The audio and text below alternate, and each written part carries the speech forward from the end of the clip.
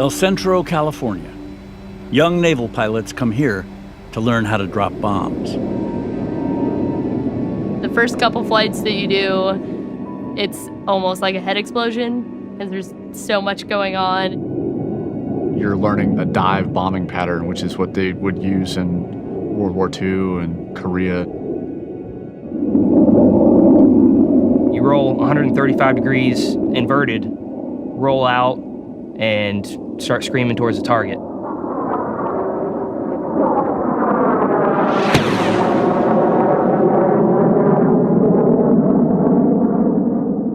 You get wrapped up in this, oh my gosh, this thing can go so fast and is so cool to look at, but you're forgetting the reason why they were built and why they exist and why we're trained to fly them. This is the story of a weapon of war, naval aviation. Ever since World War II, aircraft launched from the sea have played an outsized role in America's wars. You are a part of a lineage of people that have been witness to the biggest events of the 20th and now 21st century. But this lineage has been precarious. As warfare evolved, the fortunes of naval aviation seesawed. More than once, it was written off as impractical, too dangerous, or simply obsolete. This is a story of repeated challenges in engineering and human moral challenges as well. It won't be easy to think, oh, I'm just going to go out and drop a bomb, and if it kills somebody, okay. Snap at 0725 miles. That took some time and definitely some reflection, and I'm ready.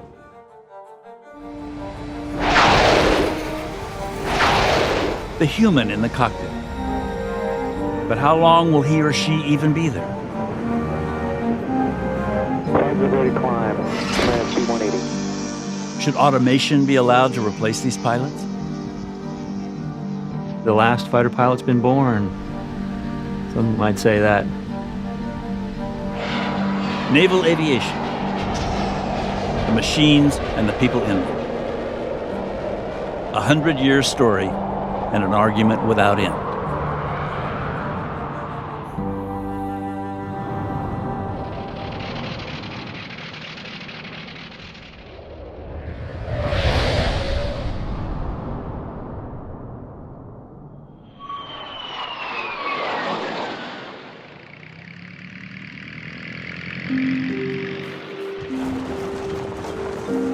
In the teens and 20s, only a handful of daredevils and visionaries could imagine that flimsy biplanes and makeshift wooden decks would one day change the nature of war.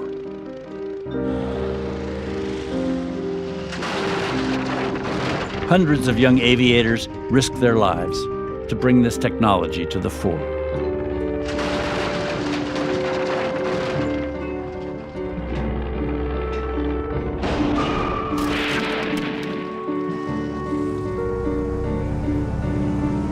Within 20 years, they'd created a superweapon.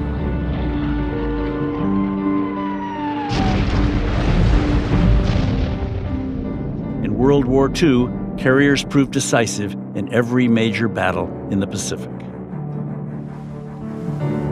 Naval aviation ends World War II at the top of the warfare mountain. They've gone from nowhere to being the biggest and baddest weapon in the world, or so they think.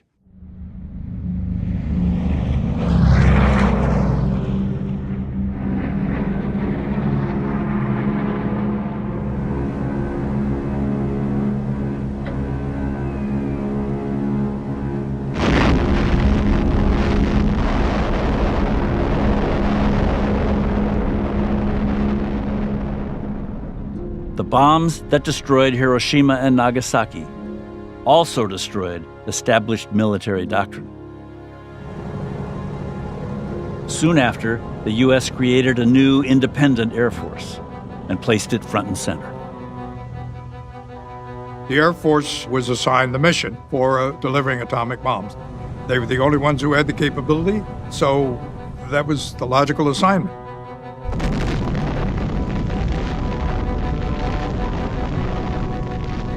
The Navy could see that if wars of the future were going to be atomic and we, the Navy, didn't have a capability, we were going to be extinct.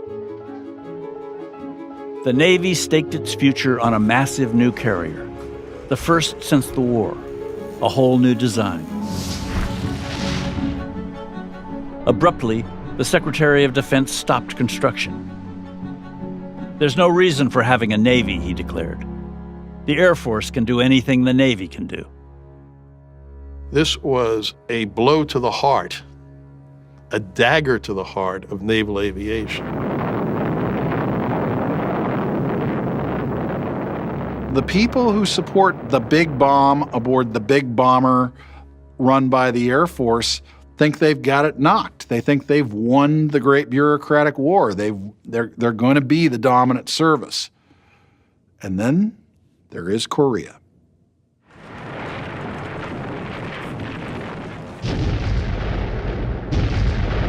On June 25th, 1950, communist North Korea invaded the Republic of Korea to the south.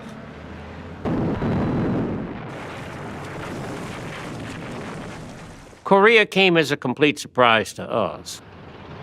The bases that we had planned to use for the Air Force in South Korea were overrun and captured by the North Koreans almost immediately. Just a sliver of land remained in South Korea's control. The U.S. military stared at its options. Now its nearest air bases were hundreds of miles away. And nuclear weapons, what use were they? If North Korea's ally, the Soviet Union, also had the bomb? The situation in Korea is so critical that we in the Navy must give the 8th Army the maximum practical support. I direct that the commander of the 7th Fleet, the commander of Carrier Division 15, be directed to provide the maximum possible air gunfire support. Make it move. In a striking reversal, the military brass dusted off 4 of its World War II carriers and rushed them to the Korean peninsula. The carrier was back. The Navy starts building 1 supercarrier per year. Forrestal, Saratoga, Independence, Ranger, Kitty Hawk, Constellation. For the next decade, we add 8 more supercarriers to the fleet.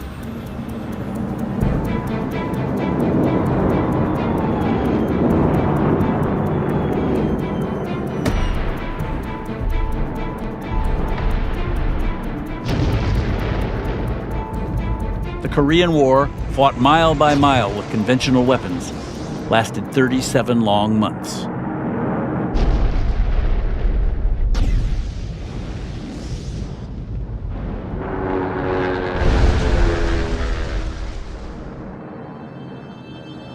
The Navy and Marine Corps lost over 500 planes. I lost 22% of the guys in my squadron when I went to Korea. 22%. You never forget that. You come back from a tour, you've been the commanding officer. There's the single mother. The only thing she had in her life was her son. He was 23 years of age. He was entrusted to you. You were to get him ready, take him over there, bring him home. And you didn't. You got to go visit her. You got to sit on a park bench. You got to let her hold your hand. You just got to sit there and go through it.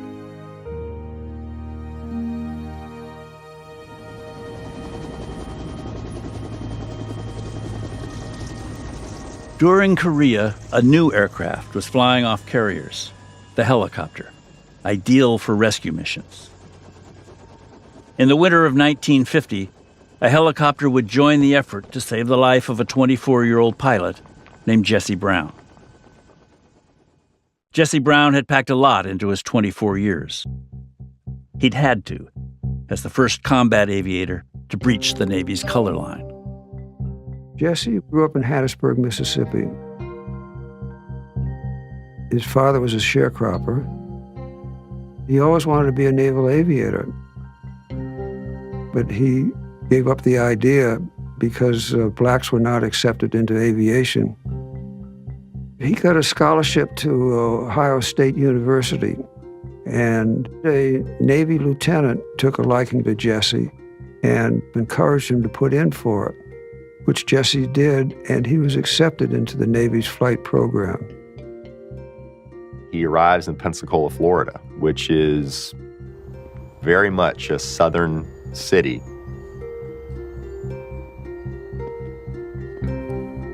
The entire Navy establishment, from the officers' club to standing in line for a meal, he was alone. There was no one like him.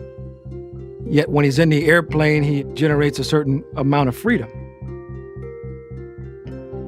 only to have to land again and face the social inequalities that existed as part of America. In 1948, Jesse earned his wings and joined a squadron on the USS Leyte. On the carrier, the atmosphere seemed different. There's a sense of acceptance amongst aviators who share a common goal and a common capability. It was in the tight quarters of the carrier that Jesse Brown got to know fellow aviator Thomas Hudner. Jesse was a very friendly person. They joked that he, by far, got more mail than anybody else on the ship, which was probably true. And he was just a person we all admired and loved. On December 4th, 1950, Hudner and Brown were assigned a reconnaissance mission. By all appearances, routine. It was cold. We had 6 aircraft in our flight going up for armed reconnaissance. One of the pilots in the flight saw that there was some vapor coming out of Jesse's airplane, and shortly after that, Jesse called out that he was losing oil pressure. He couldn't stay airborne and was going to have to make a crash landing.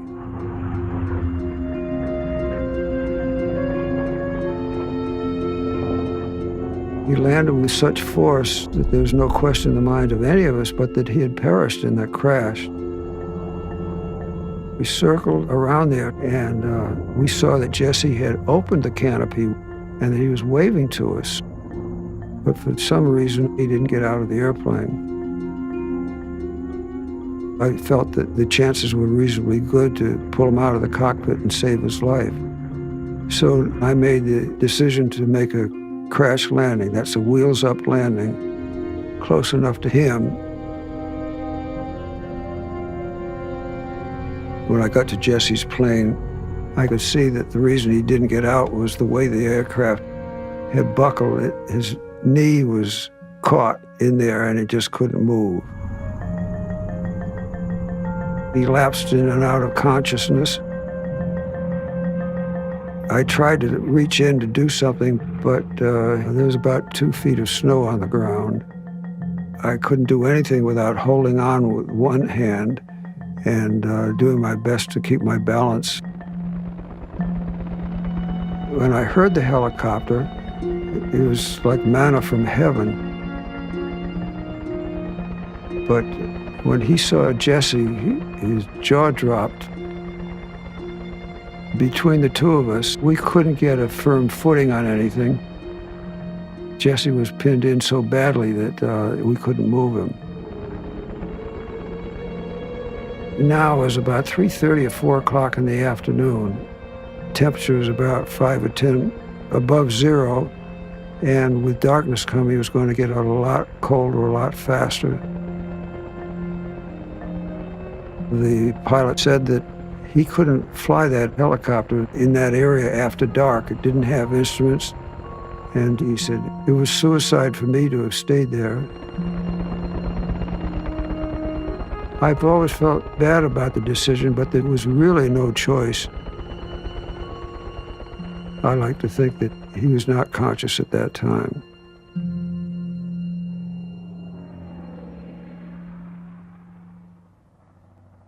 When we left Jesse, it was a farewell, really, an unspoken farewell.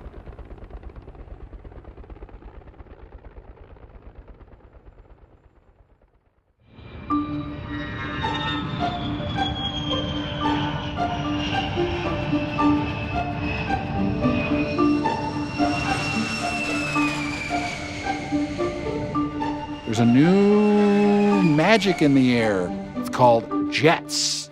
And jets change the game for carriers as much as they do for land-based air power, maybe even more. Jets ushered in a futuristic world where man traveled through the stratosphere at twice the speed of sound. But they were not built to land on a deck.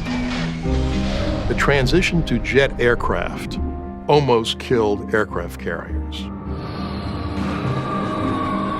Flying jets in the early days off of carriers was at best difficult and at times near suicidal.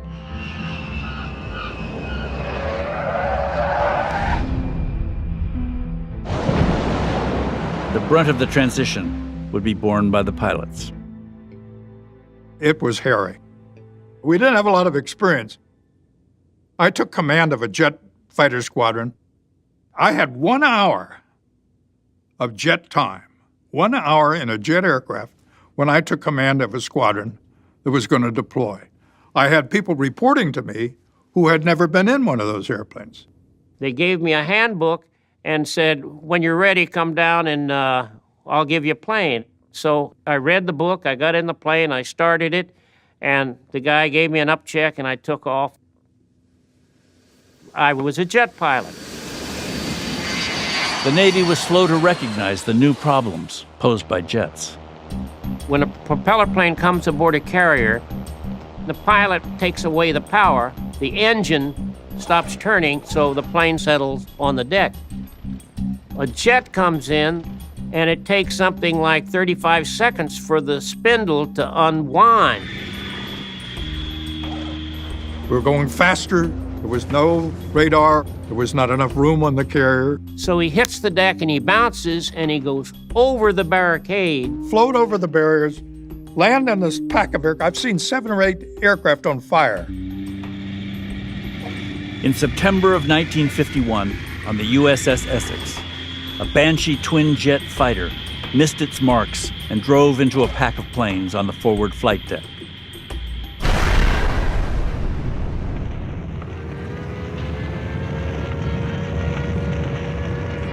Seven men were killed.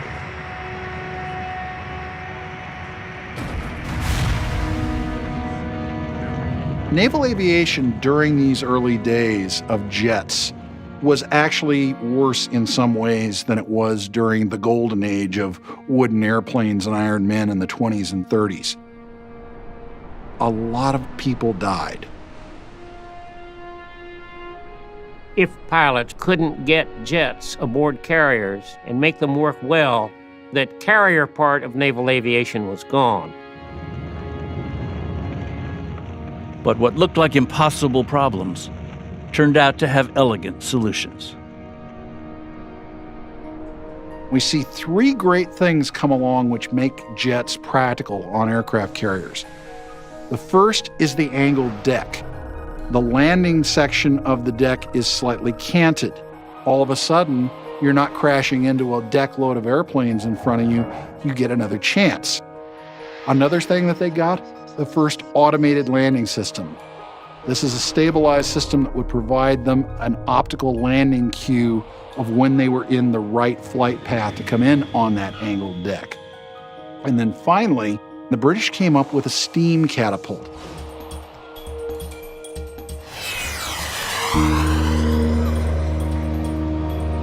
By the mid-1950s, we're finally producing our first new aircraft carriers, the 4 ships of the Forrestal class.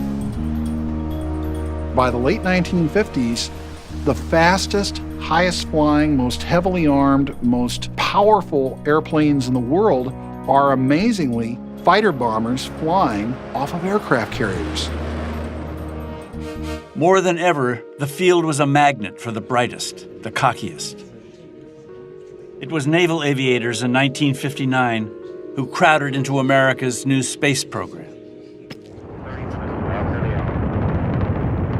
Liftoff, and the great white rocket with its human cargo. Astronauts Alan Shepard, John Glenn, Scott Carpenter, Wally Schirra, later Neil Armstrong. They had all learned their craft as test pilots, developing the fighting capacity of jets. In the midst of the Cold War, these planes and their pilots were emblems of American swagger. Crisp, modern, and increasingly lethal. We were struggling with the problem of trying to get a nuclear weapons capability. Then we developed the capability with jets. We could take an aircraft that we'd specially designed, put that 2,000-pound package under it, launch it off the carrier,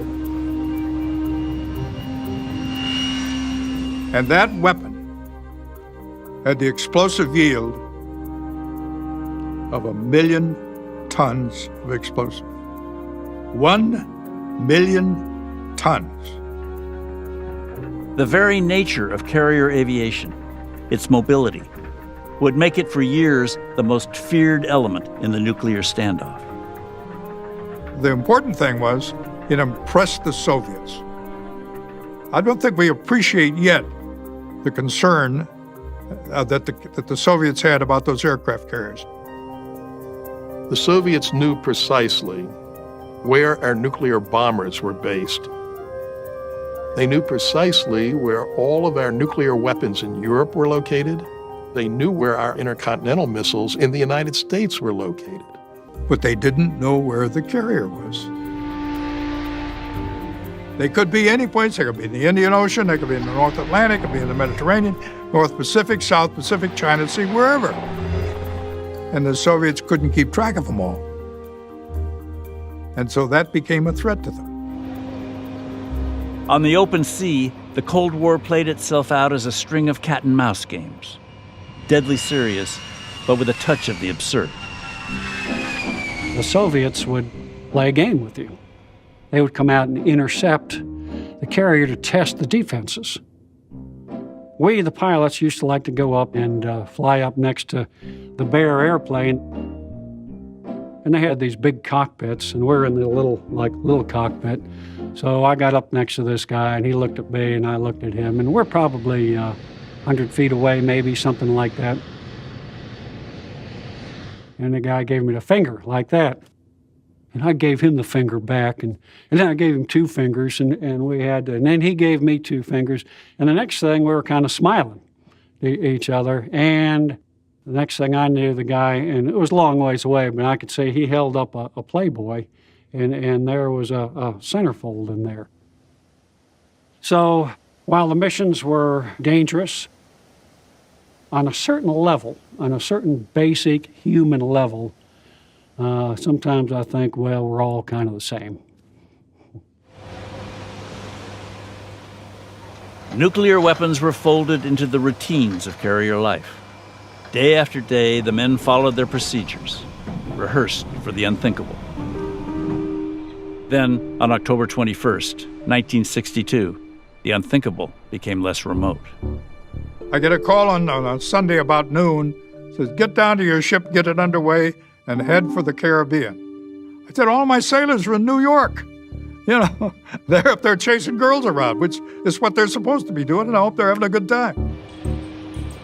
I said, no, get underway right now. So we head for the Caribbean. I am carrying 100 nuclear weapons that are to be a backup support for an aircraft carrier that's there that has 100 nuclear weapons. We were pretty serious that we'd make a nuclear weapons attack against Cuba. In the dramatic days that followed, carriers would share the stage with another, less celebrated branch of naval aviation. Reconnaissance is where we have our roots. And in the Cuban Missile Crisis, naval reconnaissance was incredibly important. Routine surveillance had produced strong evidence that the Soviets were building nuclear missile sites in Cuba. If operational, they could strike the United States within minutes. President Kennedy ordered a blockade of the island. But he also fixed his sights on a row of prefab buildings in Jacksonville, Florida, home to a naval unit whose jets were equipped with cameras, uniquely designed for low-flight, high-resolution photography. Commander William Ecker received his brief, and in the early morning of October 23rd, took off with his wingman. In minutes, they could see Cuba. They make their runs over the missile sites, and they see incredible things going on underneath them. People running in every direction. They see the missiles on trailers. They see the launch pads. They see the supporting equipment. You name it, they get pictures of it. As Ecker landed back at the base, a crew was waiting to rush the film to the lab.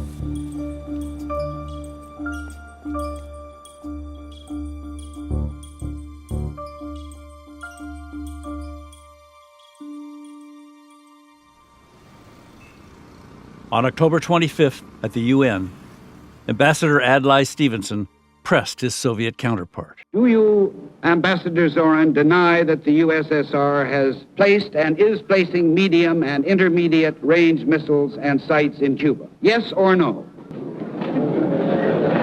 You will have your answer in due course.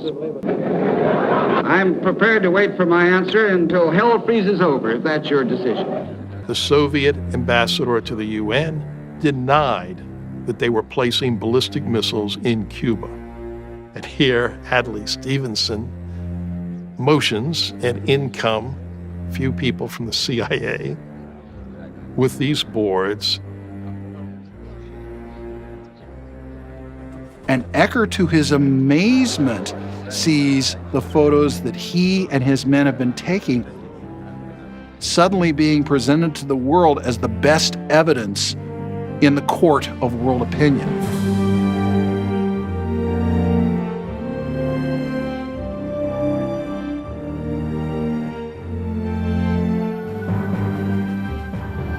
Just 3 days after the showdown at the UN, the Soviets agreed to remove the missiles from Cuba. The Cold War equilibrium was restored, but it would not hold for long.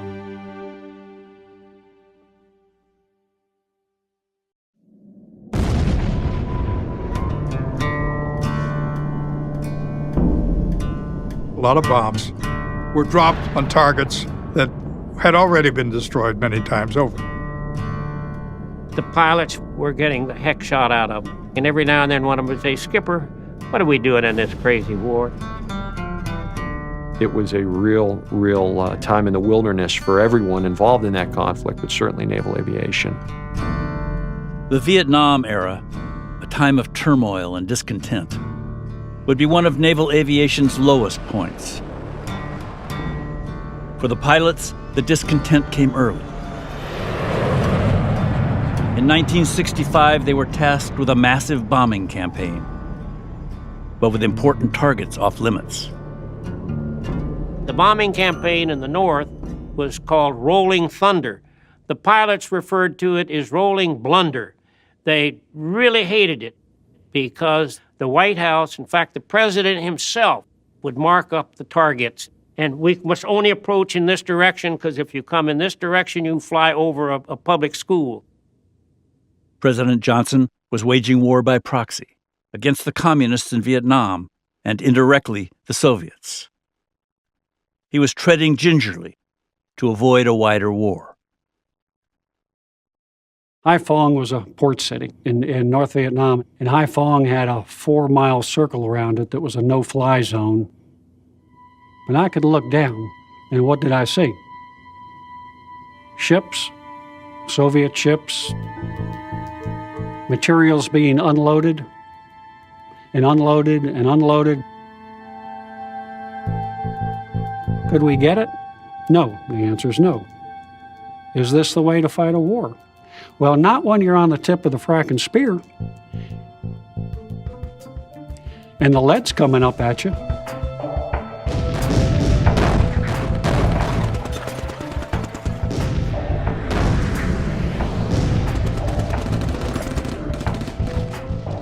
Are you going to survive or are you not going to survive? Are you going to survive or is that guy down there shooting at you going to survive? And it's black and white. There's no gray. There's no lawyers. There's no politicians. None of that bullshit. It's he dies or you die. And so you make your decision. And to me, that's war. It's nasty business. It's brutal business. It's why if we're going to go to war, you better get it right to start with.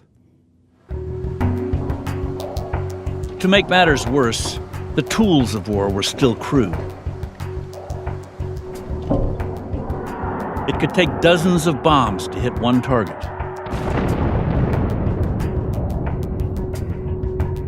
The munitions used in those days were not GPS or laser guided. You're dropping iron bombs at that time.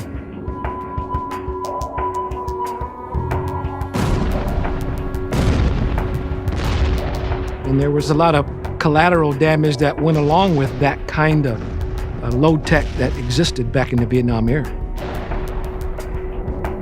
The U.S. would rain down more tonnage on the small nation of Vietnam than it had dropped in all of World War II.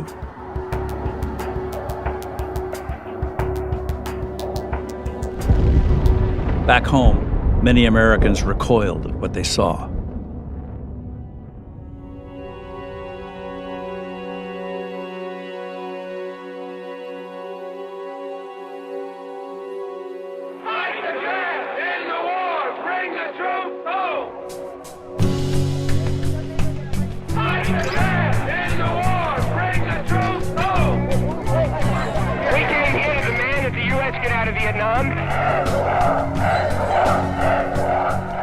By the early 70s, anger about the war had merged with other deep-seated resentments.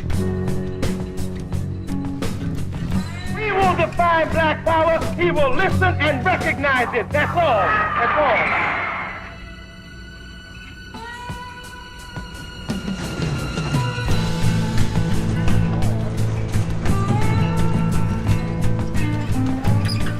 When the USS Kitty Hawk set sail for Vietnam in February of 1972, it carried on board all of America's racial divides. Naval aircraft carriers are a microcosm of America. There's a class society that exists on the ship. The captain is the king and the ruler, and the officer corps are the directors of things that go on. Enlisted men are that working class individuals, and that's where most of our African Americans existed. You would just end up being a mess cook for a while, or you clean compartments for a while. If you try to get out of mess cooking for over 90 days, try to quit cleaning toilets, you might have had a long struggle.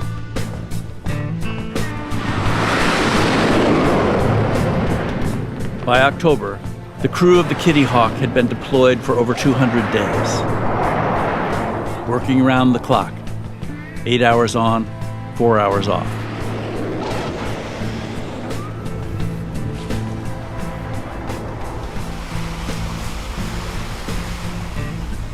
On October 11th, the workload was lighter. More time for stories to spread about the brawls that had broken out between blacks and whites during a recent shore leave.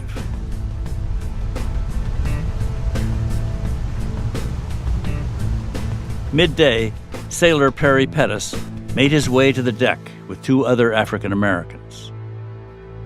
As we three were walking across the flight deck, a couple of Marines approached us and said, "You blacks," quote, "you blacks can't walk in over twos." We're thinking, yeah, right. Kept on walking. Made the comment again. Police. I'm gonna have 2 Marines tell me I can't walk with 2 other friends. Next thing I know, my neck is under a nightstick with my body up on an A6 aircraft with a nightstick under me. What the heck? When Captain Marlon Townsend learned of the incident, he quickly overruled the Marines and apologized. But it was too late. All hell broke loose. I hate to say it, but it was blacks against whites. It was an all-out riot. People being beat up for no particular reason, just because you happen to be of a different color.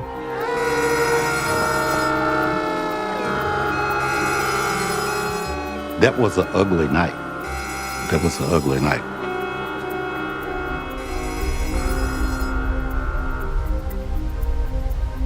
It took 12 hours to end the fighting, and it would prove a turning point in naval history.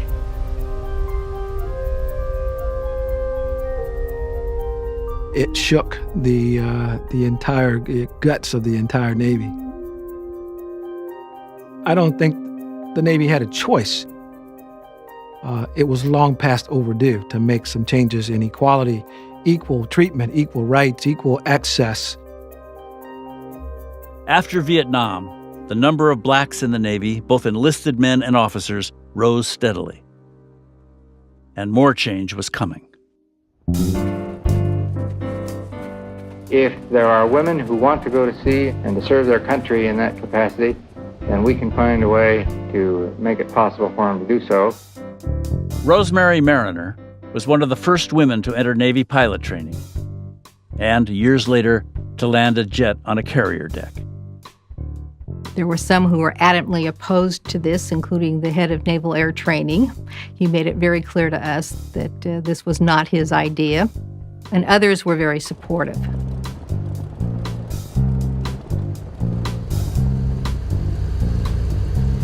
One of the most important figures in my career was my first commanding officer, Captain Ray Lambert, who was one of a handful of black men who were naval aviators who had flown tactical aircraft.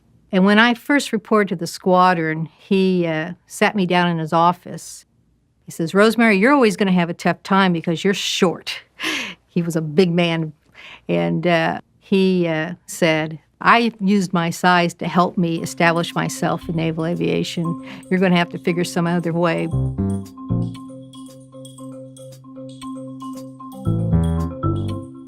You cannot out-guy the guys.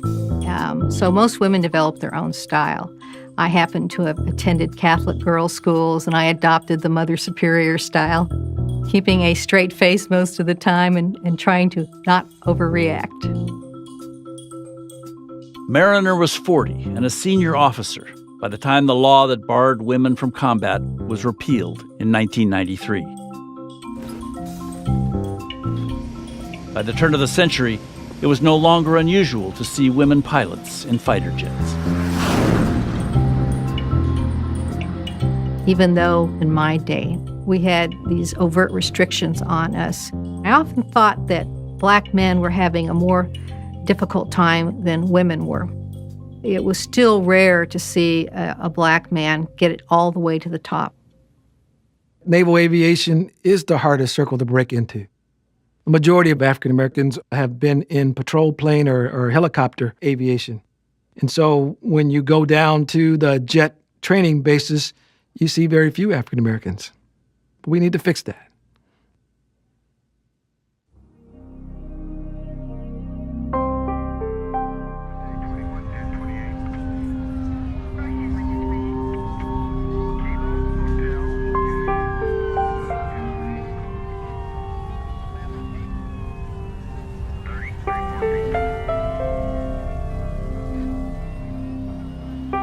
The attacks on the World Trade Center on 9/11 would usher in a new and difficult military mission. as much about winning civilian hearts and minds as defeating an enemy. And that mission would be aided by a common tool, GPS, global positioning, which was transforming the craft of naval aviation and the expectations riding on its pilots. After the 9/11 attacks, carriers rushed to the Persian Gulf and have remained a constant presence since. Eric Doyle has flown many missions in Iraq and Afghanistan. I wanted to be a pilot since I knew what flying was. Early on, it was just the pure thrill of flying. And it wasn't until flying the F-18 in training that those realities of actually going to war, dropping bombs on an enemy, started to become a reality. Doyle flew one of the first missions in the Iraq invasion of 2003. His memory of that night offers a window into the recent air wars of the Middle East. We had a pretty good idea that shock and awe was about to happen. And then at some point we did know. We were contemplating how many aircraft we thought we would lose, or if we would lose any, how many would it be folks from our squadron? And it could be me. You take your person out of it. You take yourself and you use aircraft and pilot. You don't say me, Eric, or you, Stan.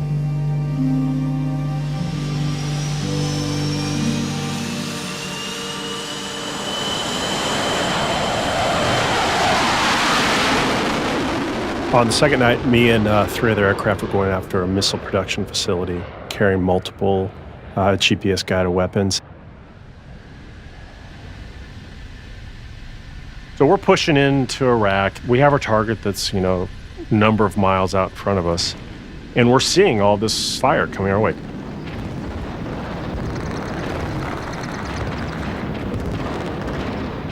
It looked like somebody spraying a water hose.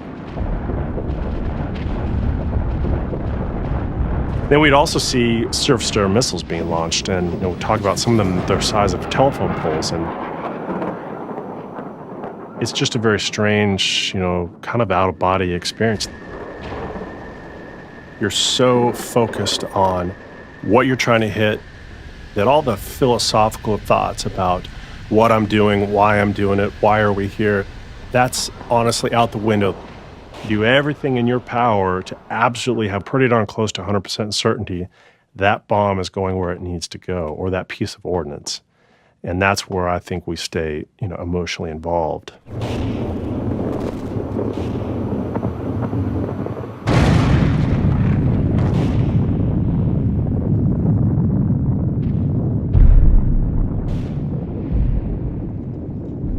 I dropped 4 2,000-pound weapons at once, and all 4 hit their intended targets.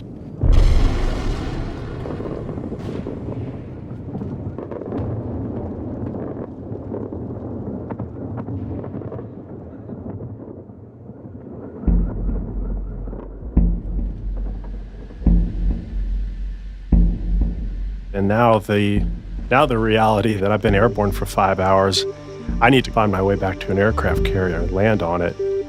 Now that whole threat starts to seep back into your brain. When you're flying in an airplane at night over the water, it's black, just to the point there are no visual references out there. It's like flying inside a basketball.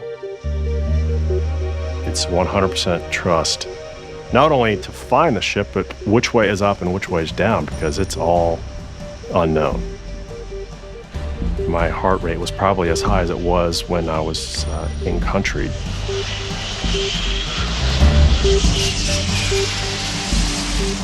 It's definitely still, regardless of what you're doing, one of the more, if not the most intense things you do, just trying to land that plane.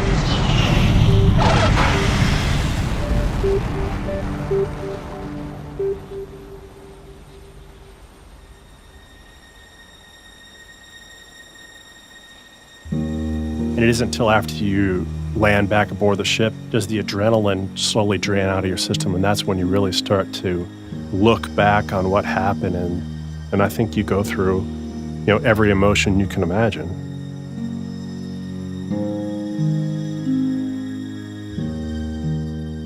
It isn't the jumping out of the jet, high-fiving everybody. It's sobering. You're the one hitting that button to, send a 2,000-pound bomb into the air. It's a sobering experience, and it should be.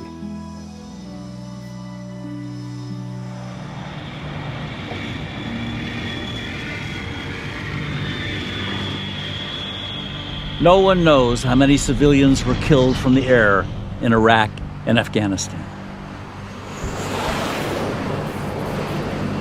It is far fewer than in the days of iron bombs, before laser guidance and GPS. Still, each was a human loss, and a propaganda loss, in the struggle to win over hearts and minds. –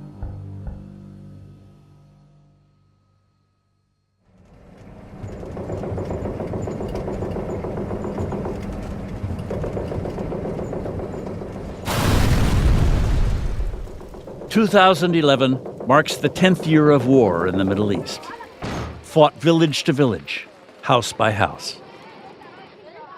Once the conflicts shifted to the ground, carrier jets had to get used to a support role, much of it routine. You may fly your 6 to 9 hour mission and never really communicate with the soldier level guys. You may never drop a weapon. You may never do anything at all that is really a tangible act in support of them. I'm not going to lie to you. It's a drudgery.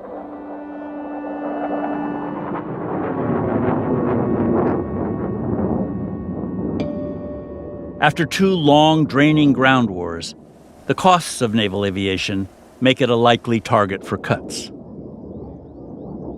Add in a revolution in technology, and its future seems once again wrapped in questions. It's very possible, within a matter of a decade or so, that naval aviators will fly strike missions and never leave the ship. UAV is unmanned aerial vehicle. Basically, it's a model airplane. The Air Force uses them for reconnaissance and strikes, which are controlled 5,000 to 6,000 miles away easily from Nevada.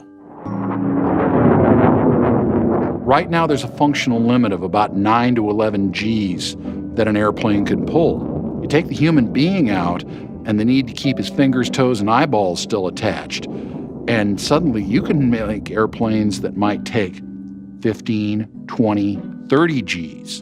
And eventually we won't have to have a pilot at all. You could have some really good video gamer who's 18, 19 years old at the controls.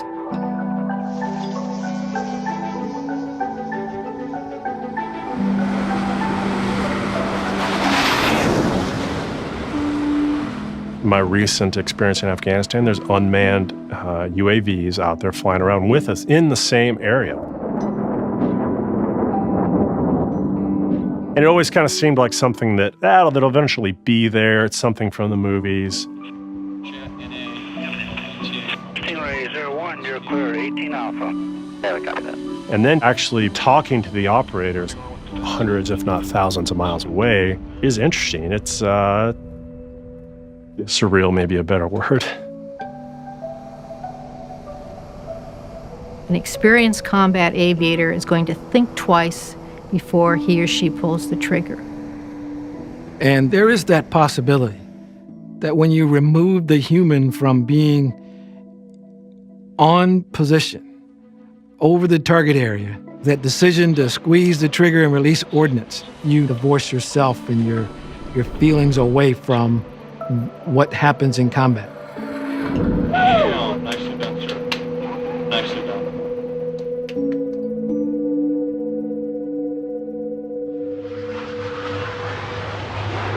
Kingsville, Texas, the naval training center where a new generation of pilots is being prepared for combat.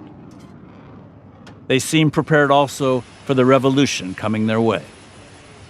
You can't hide the fact that unmanned aerial vehicles are definitely the future. The capabilities, the ability for them to stay, aloft for hours and hours. They have better eyes than we do. They have longer legs. They don't have a bladder. If you take the emotion out of it, they're going to make, as a military, us a lot stronger. I think we're close. I think we've got the coolest planes we can make, and after this, it's going to be the robots and nobody else.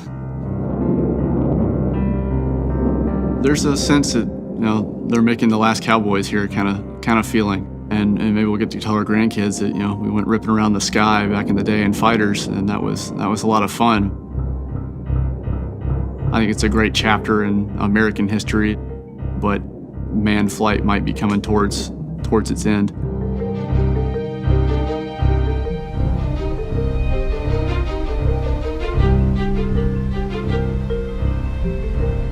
I'm generally an optimist when it comes to naval aviation. Basing options for the United States are in decline worldwide, and the ability to operate from the sea is a capability that we're going to need more of, not less. But if you're one of those young men and women who is getting ready to go into the Navy or the Marine Corps and wants those wings of gold, do you really want this job? Is it going to go away on you in the middle of your career? There has been jokes in the past, hey, the last fighter pilot's been born. But the threat is always going to drive the show, and there is going to be a demand. You can't do everything with a robot or a computer. First Lieutenant Bishop, front and center.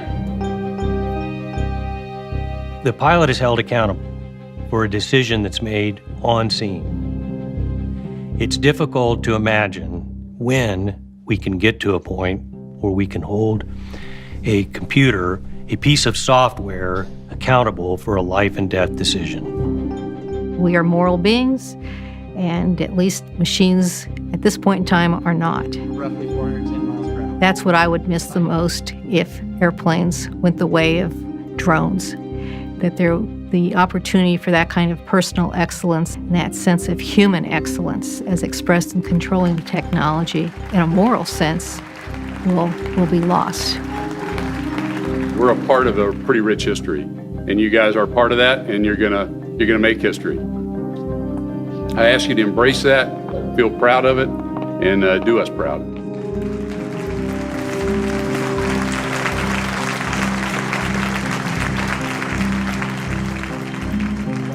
It's 100 years since a foolhardy pilot set out to land a plane mid-ocean on an improvised wooden deck. The pilots with the gold wings inherit a history that's turbulent. Excellent. 1, 2, and 3. And if the years ahead are the same, that can hardly come as a surprise.